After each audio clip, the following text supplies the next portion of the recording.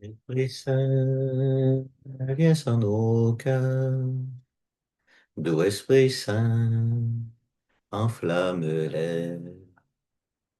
Viens, Esprit Saint, viens sans nos cœurs, doux Esprit Saint, enflamme-les.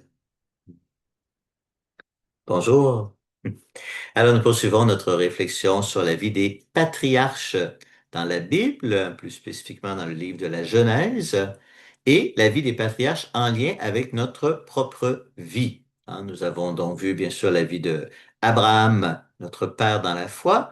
Nous avons vu la vie de Isaac, le fils de la promesse. Dans le dernier enseignement, j'ai commencé à vous parler de la vie de Jacob, qui est une vie compliquée, vous vous souvenez. Et aujourd'hui, nous allons nous arrêter plus particulièrement à méditer sur la vie des fils de Jacob. Donc, hein, la mission principale ou le rôle principal de Jacob dans toute l'histoire sainte et l'histoire du salut, c'est de donner naissance à 12 fils. C'est sa mission principale. Hein, les 12 fils qui vont devenir les véritables ancêtres du peuple de Dieu. Hein, par la suite, tout membre du peuple de Dieu va s'identifier en reconnaissant à quelle tribu d'Israël il reconnaît. Et la tribu, c'est un des fils de Jacob. Donc, les 12 fils de Jacob vont donner naissance aux 12 tribus d'Israël, ou à peu près. On verra qu'il y a des petites variantes. Et donc, c'est déjà un premier élément de notre réflexion. On pourrait déjà s'arrêter et regarder ensemble dans notre propre vie, hein, prendre conscience que le fait de donner la vie, c'est pour nous tous l'élément le plus important de notre mission. Notre mission consiste toujours à donner la vie. Alors, plusieurs d'entre vous avez donné la vie à des enfants. C'est probablement la chose la plus importante que vous ferez dans votre vie. Et c'est important de se le redire parce que dans notre monde occidental, c'est pas toujours évident. On a tendance à dévaloriser un peu cette mission si importante et à penser qu'on peut faire d'autres choses plus importantes. Oui, on a des enfants, mais il y a d'autres choses dans la vie. C'est vrai qu'il y a d'autres choses dans la vie, mais fort probablement que donner naissance à des enfants, en prendre soin, leur permettre de grandir, les aimer, hein, les aider à atteindre leur plein potentiel, c'est la mission la plus importante que vous accomplirez dans toute votre vie. Ensuite, on donne la vie, bien sûr, de toutes sortes de manières. On peut donner vie ou redonner vie à des personnes, hein, en les encourageant, en les soutenant, en les fortifiant, en les aimant, etc. Alors, chaque fois qu'on donne vie, qu'on redonne vie à quelqu'un, c'est une mission extrêmement importante qui culmine évidemment dans le fait de donner, si on peut parler ainsi, la vie éternelle. Hein, la mission d'évangélisation, c'est pas de convertir des gens, c'est de donner la vie, donner accès à la vie en plénitude, à la vie du Christ, à la vie divine, à la vie surnaturelle. Alors déjà, hein, on pourrait s'arrêter et regarder dans notre propre vie, d'abord, qui m'a donné la vie à moi? Bon, bien sûr, mes parents, mes grands-parents. Qui m'a donné la vie? Qui m'a redonné la vie? Et de quelle manière? Hein, qui m'a donné accès à cette vie chrétienne? Et moi, à qui est-ce que j'ai donné la vie? Est-ce que j'ai donné la vie à des personnes? De quelle manière? Quand? Dans quel contexte? Et donc, premier élément déjà de notre réflexion. Un deuxième élément, c'est ceci, Jacob va recevoir un nom nouveau. Alors, on parle de cela au chapitre 32. Donc, Jacob a déjà eu 11 fils, le 12e va naître plus loin. Et là, il est sur le chemin du retour vers la terre de Canaan. Donc, il a vécu une grande partie de sa vie chez Laban, hein, là-bas, à Haran. Et là, il revient vers la terre de Canaan. Vous vous souvenez, on a parlé de ça la dernière fois. Et là, il va hein, vivre ce qu'on a appelé le combat de Jacob. Et à la fin hein, du combat de Jacob, donc verset 32, voilà. Donc Jacob lutte avec un personnage mystérieux jusqu'à l'aube. Et finalement, à la fin de ce combat, l'homme contre qui il lutte demande, quel est ton nom? Il répondit, Jacob. Et l'homme reprit, ton nom ne sera plus Jacob, mais Israël, c'est-à-dire Dieu lutte. parce que tu as lutté avec Dieu et avec des hommes et tu l'as emporté. Donc Jacob en reçoit un nom nouveau et ce changement de nom va être repris un petit peu plus loin, chapitre 35, versets 9 à 12, dans un passage important. Dieu apparut encore une fois à Jacob quand celui-ci arriva de Padan Aram et il le bénit.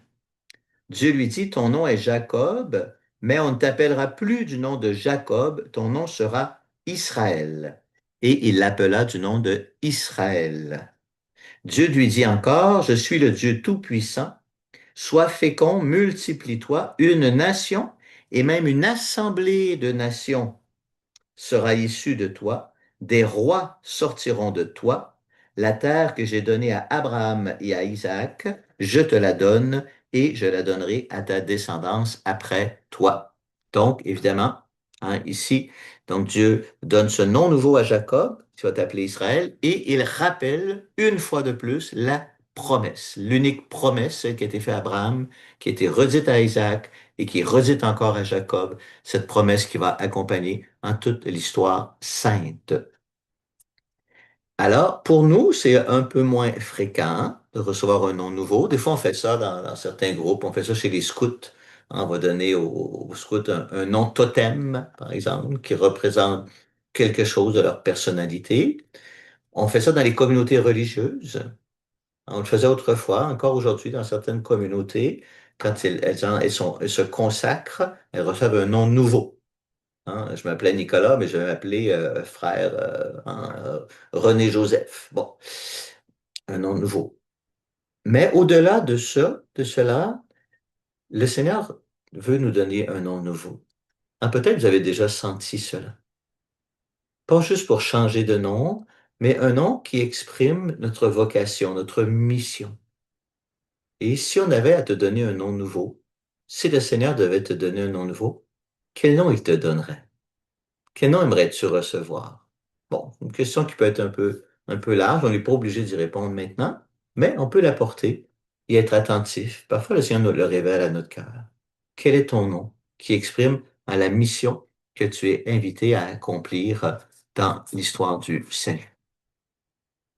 Et troisième volet de notre réflexion, bien sûr, nous allons prendre le temps de regarder qui sont les fils de Jacob. Alors peut-être, si vous pourriez faire un exercice, peut-être que vous l'avez fait avant de commencer, entre vous, essayez de nommer, surtout si vous n'avez pas encore entendu cet enseignement-là, juste de mémoire, les 12 fils de Jacob. Vous pouvez faire un petit exercice. D'abord, personnellement, écrivez quelques-uns, des noms, quels noms vous vous souvenez parmi les 12 fils de Jacob, puis mettez ça en commun. Voir si vous êtes capable de vous rendre à 12. Donc, on a vu que les 11 premiers fils de Jacob sont nés au pays de Haran, chez le beau-père de Jacob, Laban. Et puis, donc là, il revient. Et le dernier des fils de Jacob, je vous le nomme pas tout de suite, va naître en terre d'Israël, en terre de Canaan, près de Bethléem. Donc, ce sera au chapitre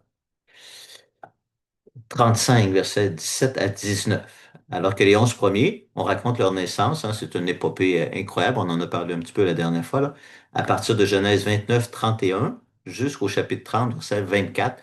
Donc, ils sont toute leur naissance là, est décrite là, les uns après les autres.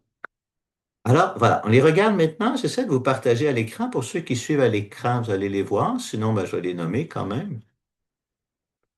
Donc, je ne sais pas si vous voyez bien. Donc, les fils de Jacob avec leur mère. Vous souvenez, Jacob a eu 12 fils avec 4 femmes différentes. Donc, les 4 premiers, ici c'est en ordre de naissance. Le premier, c'est Rouben, ensuite Siméon, Lévi et Juda. Donc, les 4 premiers sont des fils de Léa, la première épouse de Jacob. Ensuite, les 2 autres, Dan et Nephtali, sont des fils de Bila, c'est-à-dire la servante de Rachel. Comme Rachel n'avait pas d'enfant, elle a dit à Jacob, ben, va vers ma servante et j'aurai des enfants à travers elle. Voyant cela, Léa est jalouse et elle fait la même chose. Donc, elle envoie Jacob vers sa servante Zilpa. Et là, Jacob va avoir 2 autres fils, Gad et Asher. Et ensuite, Léa va avoir deux autres fils, donc Isaacar et Zabulon. Donc au total, il y a six fils de Léa, celle qui était la moins aimée. Hein. Il y a quand même six fils. Et finalement, Rachel aura deux fils, Joseph et puis Benjamin, le petit dernier, qui naît donc tout près de Bethléem. Voilà, ce sont les 12 fils de Jacob. Quelques mots simplement, là. Donc, c'est des noms que vous avez déjà entendus. Donc, chaque fois qu'on va nommer un personnage célèbre, hein, et on va dire il est de la tribu de la tribu d'un tel, de tribu, c'est un fils. Alors, d'abord, Lévi, hein, Lévi. Donc, la tribu de Lévi est une tribu particulière. Elle va donner naissance à ceux qu'on va appeler les Lévites, quand on parle des Lévites, qui sont comme un ordre de prêtres. Et c'est pourquoi, quand on va arriver en terre promise, et qu'il y aura le partage de la terre promise, la tribu de Lévi n'aura pas de territoire. Parce que les prêtres ne vivent pas du travail de la terre, mais ils vont vivre de leur travail de prêtre. Alors ils vont être dispersés sur tout le territoire. Il va y avoir des Lévites partout pour assurer le service de prêtre pour l'ensemble de la communauté d'Israël. Donc, évidemment, parmi les descendants de Lévi, on voit d'abord Aaron, hein, Aaron, qui va donner naissance à toute une famille de prêtres, Moïse, qui est le frère de Aaron, et le premier prophète, hein, Samuel, sera un descendant aussi hein, de Lévi. Évidemment, la tribu de Juda, donc Juda, qui est le quatrième fils de Léa, qui va être choisi pour être celui qui va donner naissance au Messie, hein, au Messie. Et on voit cela déjà dans la bénédiction. Donc, à la toute fin du livre de Genèse, au chapitre 49, c'est très beau, il faut lire ce chapitre 49. Jacob, voilà, je ne vais pas me mélanger, là. Jacob, qui va mourir, bénit chacun de ses fils. Alors, il faut lire tout ça. Jacob appela ses fils et dit, assemblez-vous, je vais vous dévoiler ce qui vous arrivera dans les temps à venir. Donc, il les bénit et en les bénissant, il donne leur avenir. Et quand il arrive à Juda, il dit ceci, hein, le sceptre royal n'échappera pas à Juda, ni le bâton de commandement à sa descendance, jusqu'à ce que vienne celui à qui le pouvoir appartient, à qui les peuples obéiront. Ah, donc, c'est déjà une annonce de la venue du Messie. Donc, le Messie hein, sera un descendant de Juda. Donc, Jésus hein, va être dans la tribu de Juda par Joseph, qui est un descendant de David, qui est lui-même un descendant de Juda. Et on refait toute la généalogie. Parmi les autres petites choses à faire remarquer, donc Joseph, donc il n'y aura pas de tribu de Joseph, on ne parlera pas de la tribu de Joseph. Que personne va c'est rare, en tout cas, quelqu'un va dire, hein, moi je suis un descendant de Joseph. On va parler des tribus de ses deux fils. Joseph a deux fils, Éphraïm et Manassé, et c'est eux qui vont faire partie des 12 tribus d'Israël. Donc, un petit peu de mathématiques. Lévi n'a pas de territoire, donc on se retrouve avec 11 tribus qui ont des territoires, mais Joseph a comme deux territoires, Éphraïm et Manassé, ses deux fils, donc on retrouve le nombre de 12. Vous voyez, ça donne quand même 12 tribus qui, à ce moment-là, bon, vous voyez, ça dépend comment on en parle. Donc, les gens vont dire, moi, je suis de la tribu de Éphraïm ou de la tribu de Manassé, qui sont les deux fils de Joseph. Vous voyez? Alors, c'est un peu complexe tout ça, mais ben, ça nous rappelle que notre Dieu, c'est pas un mathématicien. C'est pas comme ça qu'il fonctionne. Et il nous déjoue toujours un petit peu en mélangeant les choses. Mais on va entendre ça, Éphraïm et Manassé. Donc, ils vont être importants. Et on peut lire la bénédiction spéciale que Jacob accorde à Éphraïm et Manassé au chapitre 48. Donc, il les adopte vraiment comme ses fils. Hein, il va dire, euh, voici venir, Jacob dit, voici que je rendrai fécond. Voilà. Éphraïm et Manassé sont à moi comme Rouben et Siméon. Donc, Jacob adopte les fils de Joseph comme ses propres enfants et ils auront donc une part parmi les tribus d'Israël. Et là, il va les bénir. Bon, etc., etc. Voilà. Donc, on pourrait dire plein de choses hein, sur les 12 fils de Jacob. Voilà. Et on termine simplement par une relecture de vie et toi. D'abord, est-ce que tu crois à la puissance de ta bénédiction? Hein, lorsque Jacob bénit ses fils, sa bénédiction agit avec puissance et oriente l'avenir de ses fils. Est-ce que tu crois que quand tu bénis tes enfants, quand tu bénis des personnes qui demandent ta bénédiction est puissante. Ce que tu demandes à Dieu, Dieu l'accomplit. Pas nécessairement instantanément, mais certainement. Donc, croire à la puissance de la bénédiction. Et ensuite, tout à l'heure, on s'est demandé à qui nous avons donné la vie, donc à vos enfants, vos propres enfants, bien sûr, peut-être à d'autres personnes. Que deviennent-ils? Que deviennent vos enfants? Que deviennent ces personnes à qui vous avez donné ou redonné la vie? Que deviennent ces personnes à qui vous avez donné la vie de Dieu? Est-ce que déjà vous pouvez entrevoir à quelle place ils sont en train d'accomplir dans l'histoire sainte, dans l'histoire du salut, et alors découvrir que votre action, elle est multipliée. Elle est multipliée à l'infini.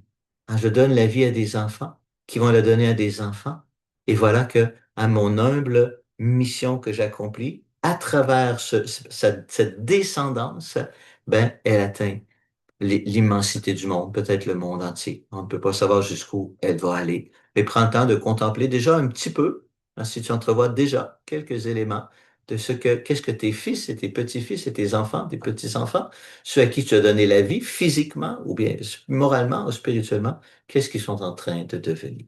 Voilà.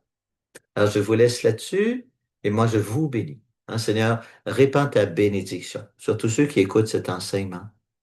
Que ta bénédiction éclaire leur route, leur donne de reconnaître à qui ils ont donné la vie, de s'émerveiller de la vie qu'ils ont reçue et de la vie qu'ils partagent et comment cette vie, elle accomplit la promesse que tu as dite autrefois, il y a si longtemps, à Abraham. Que cette bénédiction soit sur vous au nom du Père et du Fils et du Saint-Esprit. Amen. Alléluia.